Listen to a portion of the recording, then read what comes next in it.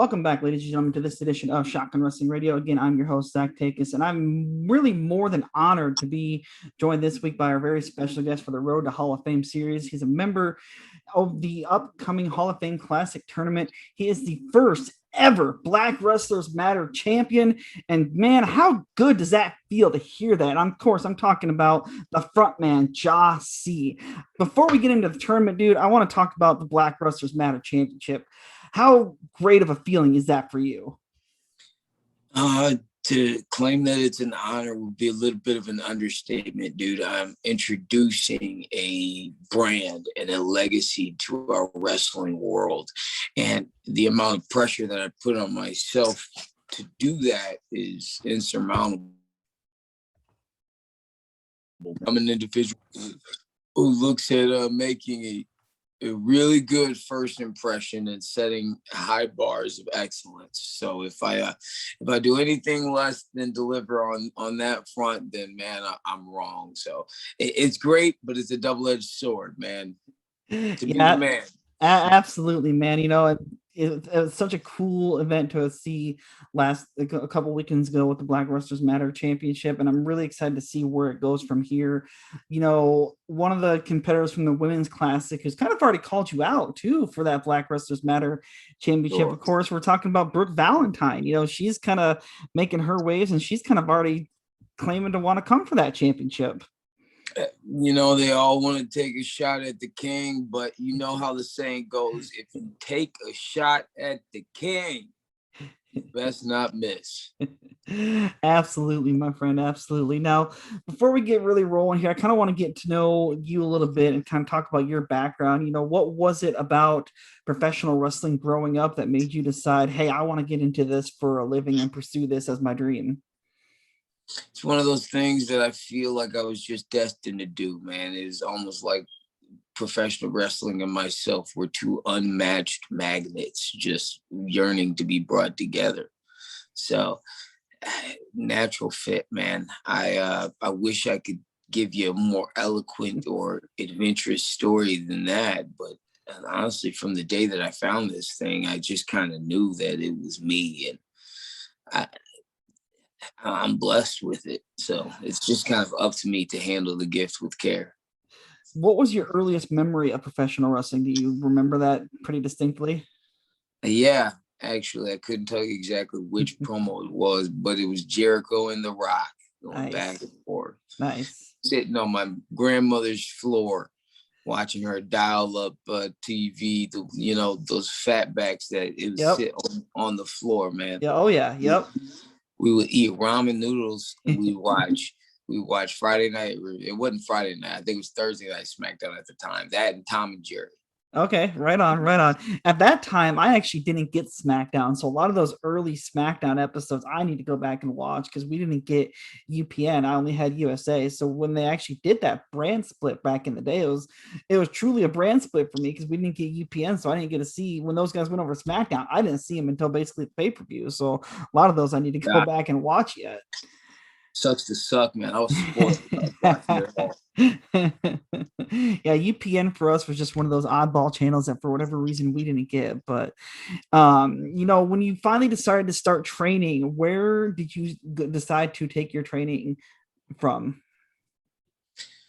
Well, I shopped around a little bit, but once I found out that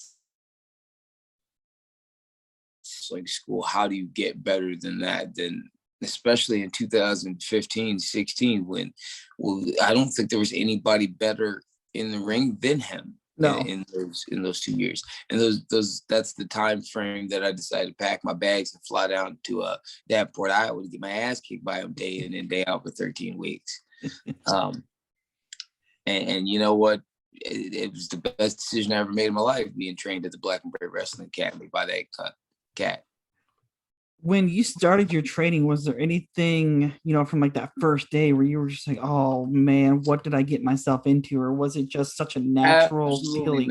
Absolutely not. I am a grown man, dude. And you know what? There wasn't a day that I left that gym with any gas left in the tank, not bruised, beaten, or with a stone left unturned, man.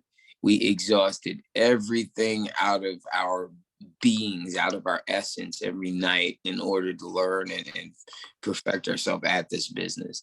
I talk about setting a high bar. I get that from that Seth Rollins cat, man, because that's kind of how he got so damn successful. And I share that trait with the likes of, well, I'm not going to name drop, but anybody else that rocks that black and brave patch with the set of Roman numerals on it, man, they got my respect. Yeah, the black. Oh yeah, the black and brave have definitely been quite the mainstay here in Iowa, and it's pretty cool because I feel truly blessed that we are in Iowa because we do have so many promotions that are running. I think this weekend alone we have 2 or 3 promotions that are running. I know at one point before the pandemic, you were probably busy just about every weekend with a booking. Yeah, I'm pretty hardworking as it is beforehand, and afterwards, man, it was like finally that press play button got hit. It was cool to get back in the swing of things. Now, when the pandemic hit, what was kind of running through your head? Because, like I said, we were busy just about every weekend with a different promotion running, and not just here in Iowa, everybody across the country. It felt like wrestling was at such a peak. Like I hadn't felt like me personally, I hadn't seen anything like that almost since the Attitude Era, where you had so many awesome promotions running at once, and not even just from the mainstay. A lot of the indie scenes are really starting to make their name for themselves. And when the pandemic hit, what was that like for you, man? To know that okay, wrestling is going away for a while. It was a kind of a weird thing, and to be honest with you, we had that little bit of time where it was maybe like a couple of weeks, maybe even just a couple of days, where we thought that that was a possibility that these shows would be canceled and we were going to go into this full-on lockdown thing. But I didn't believe it, man, because pro wrestling is always around. Pro wrestling withstands everything, no matter what. So when it finally went down, it was a shock. My eyebrow raised. I can't tell you that I was one of the guys that was rocked to their core. I was not one of the guys that sat down for, what was it, the better part of 8 to 12 months, wondering what they're going to do with their life. Man, pro wrestling has always been my world, yes, but if you pay attention to my social media and what I've done content creation wise in that time, I made the most out of that quarantine time. So it wasn't a downtime for me. It's just the work that I did changed from being solely in the ring like the amateurs in this, and it turned into more of the total package. The Frontman Jah brand over quarantine turned into more of a total package, more of a presentation that, as opposed to just being another guy in tights. You know what I mean? Right. So that's definitely. Listen, I made the most out of that time. Personally, I rocked it.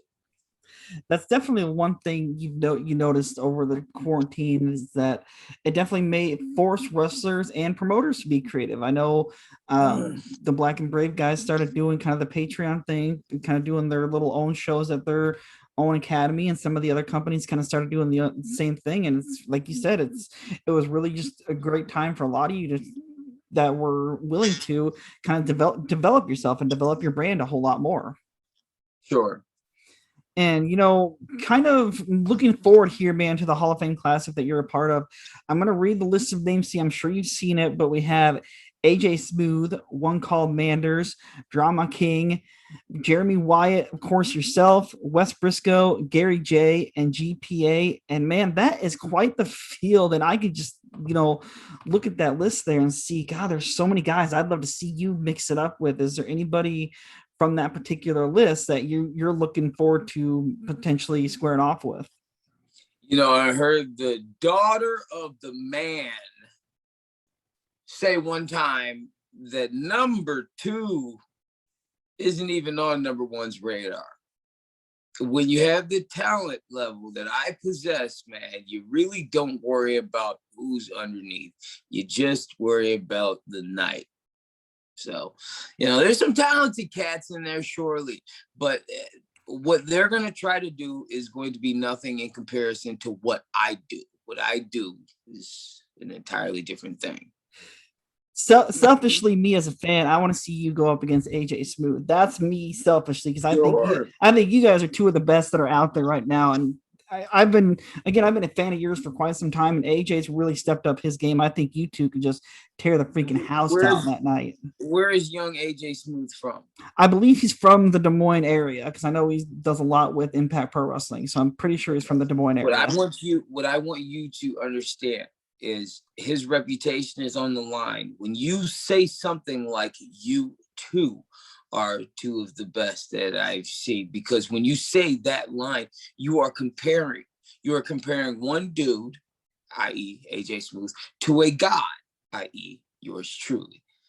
That's kind of an unfair comparison. So if your dream comes true and young AJ Smooth gets the opportunity of a lifetime to step in the ring under the bright lights against the front man himself, and he fails to deliver on your expectations, what is he going to be able to bring back to that Des Moines area?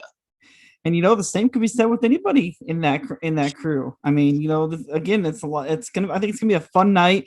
I don't know if you have been to Hall of Fame weekend before in your time, even as a fan, but it's in for a lot of fun, man. There's a lot of legends are going to be in the house. And again, when you get to Waterloo, I would recommend stopping up at the Dan Gable Museum, because I know you as a wrestling fan, I think you'll get a real kick out of that if you haven't been to the museum yet.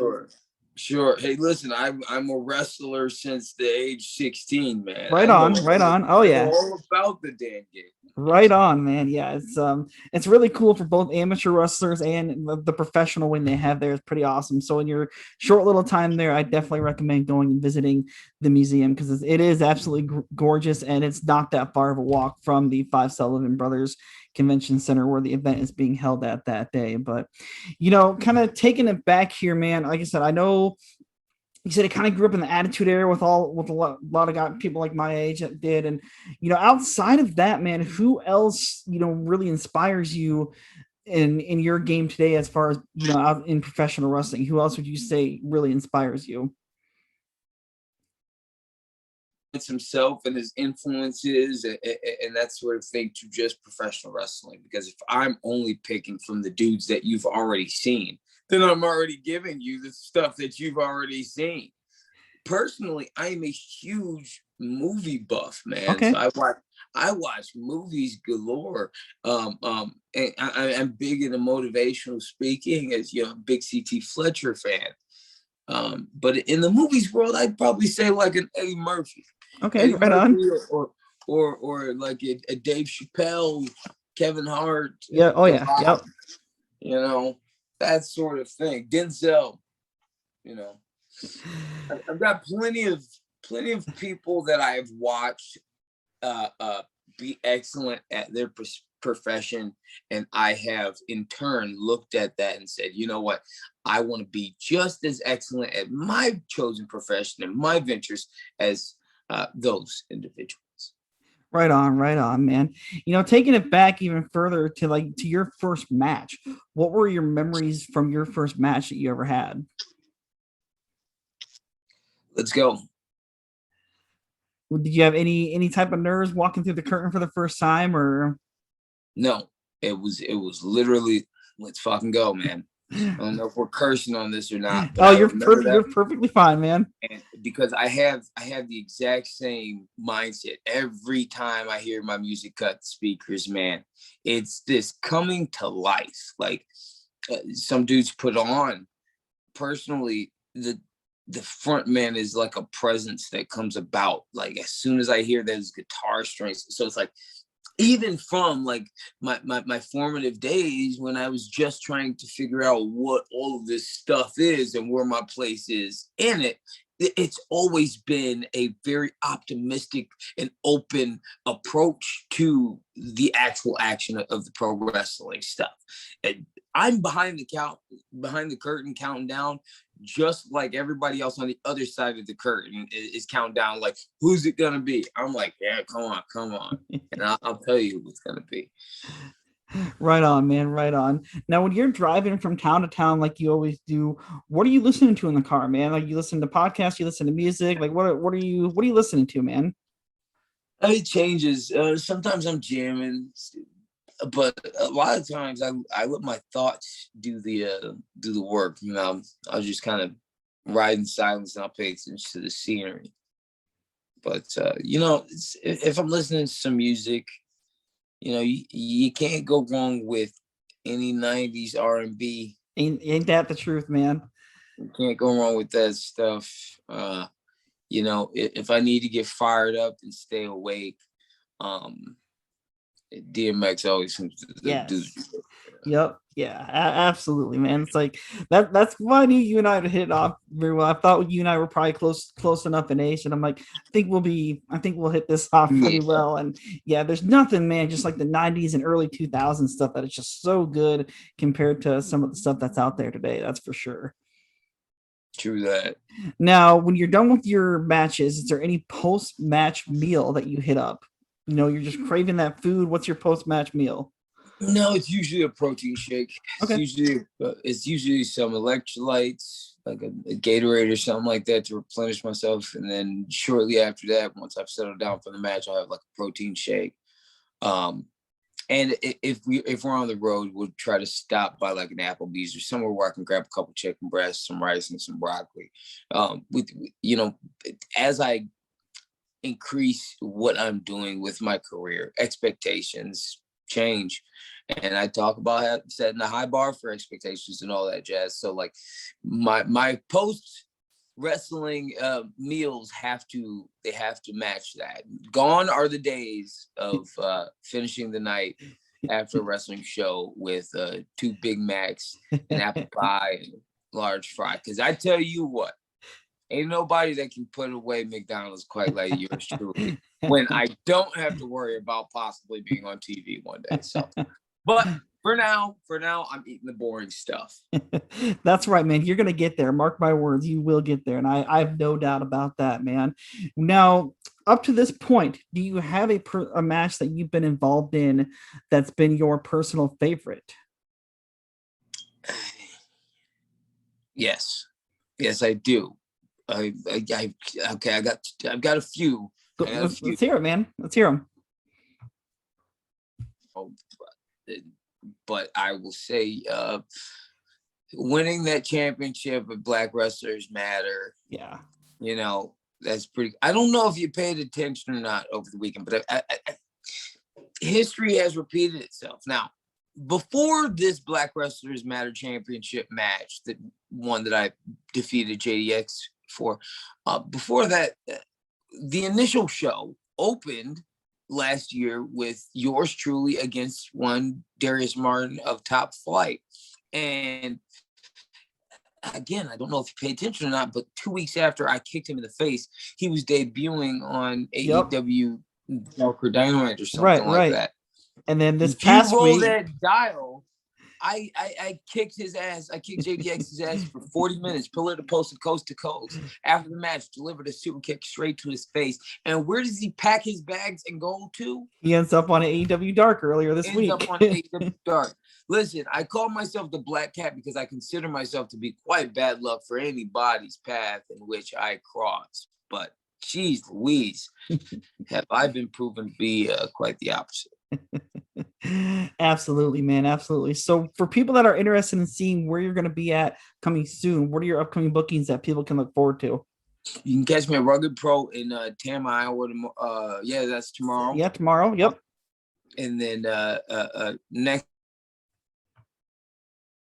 Chicago for AAW on what was that, Friday, and then on the 10th I will be in St. Paul for First Wrestling. Oh, nice. Just outside of Uptown.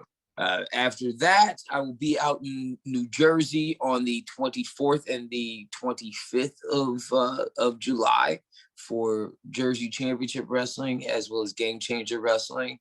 And you know what? As long as you're paying attention to that social media, I'm always got something.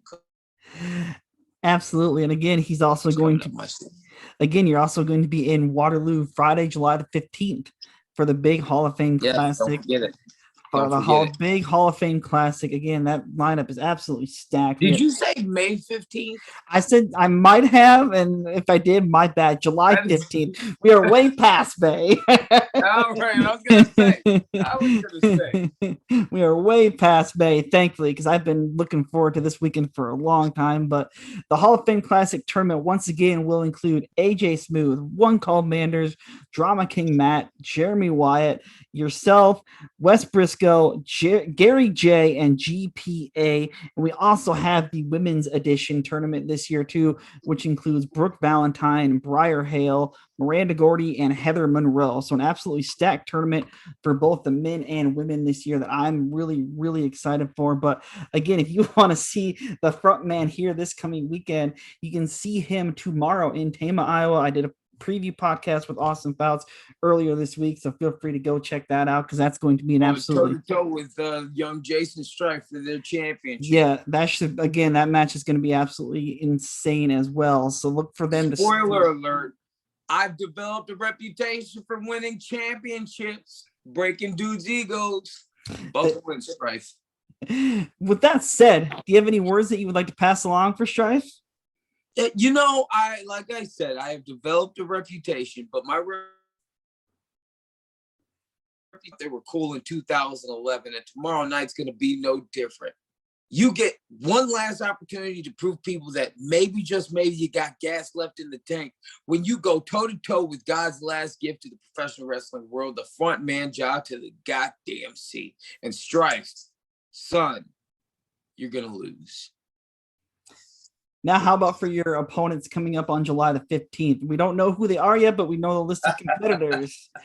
Come one, come all, to watch another jabroni fall. Swift kick to the face, pandemonium in the place to watch the front man win it all. Dude, it's too easy for me. I'm on another level than these cats. What do we got? That is awesome, man. I really, really, really appreciate that. So for all your social medias, where can people follow you at, my friend? And where should they follow you, not where can? Yeah, where should you? Because if you're not following me, what leader are you following? Frontman Jah everywhere. Frontman Jah. Frontman Jah ROX at ProWrestlingTees.com. And they're having a big 4th of July sale this weekend. So if you want to get yourself some Frontman merch, now's the time to do it. So again, man, thank you very much for joining me here this week. That's going to do it for us here on this episode of Shotgun Wrestling Radio. Until next time, we'll see you guys right here on the World Wide Web.